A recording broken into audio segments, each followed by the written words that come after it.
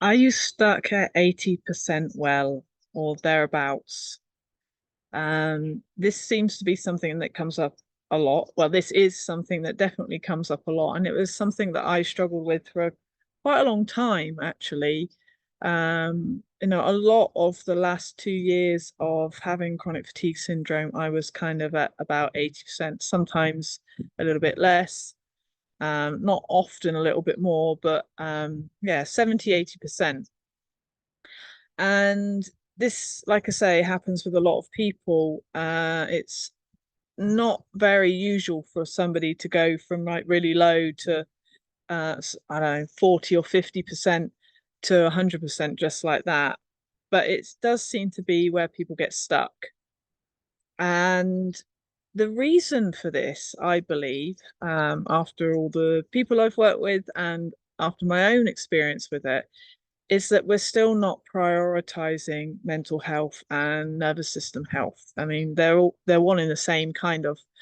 But what I find is often people come to me at that stage because they're just fed up of being stuck there.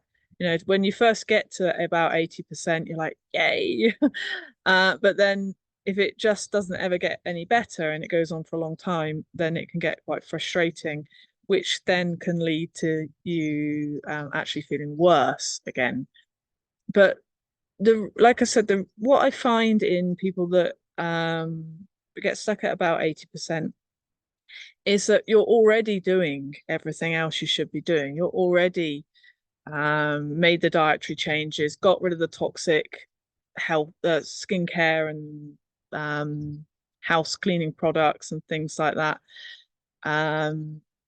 Doing all the right things, probably doing a bit of meditation, a bit of visualization, a bit of this, that, and the other here and there.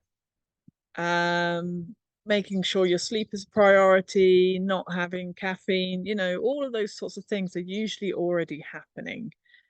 So what I'm finding is I'm not recommending any more changes like that because you're usually on it, and you've been on it for a while. You've done also maybe some heavy metal detoxes and various other things like that. It always, in everyone I have worked with, is always because there is still some um, trying to find a way to say it. There is still some work to be done with regulating the nervous system and in our habits of thinking, our habits of um, spiraling down into kind of the pits of despair sometimes and things because of life gets hard and heavy and challenging. And what is good though about this situation is that what I've also noticed is that when people don't address those last kind of drags of the mental health kind of side of things and the nervous system regulation and do get to about 100%, often they relapse a year or 3 years or 5 years later because of something challenging that comes along. But if you do the work in this time, if you really keep looking at your mental health and looking at your nervous system regulation, and that way you get to 100% better, you don't relapse. It doesn't happen to you because you have dealt with your stuff and you have the tools to deal with more stuff coming going forward, because life is crazy and society is mental and there are always going to be challenges. We're human. So when you have worked on your stuff and then you have the tools to deal with other stuff in the future, you don't relapse. So although it may feel really crappy where you are right now and that you've been stuck here for a long time, the work you're doing now will help you not to relapse in the future.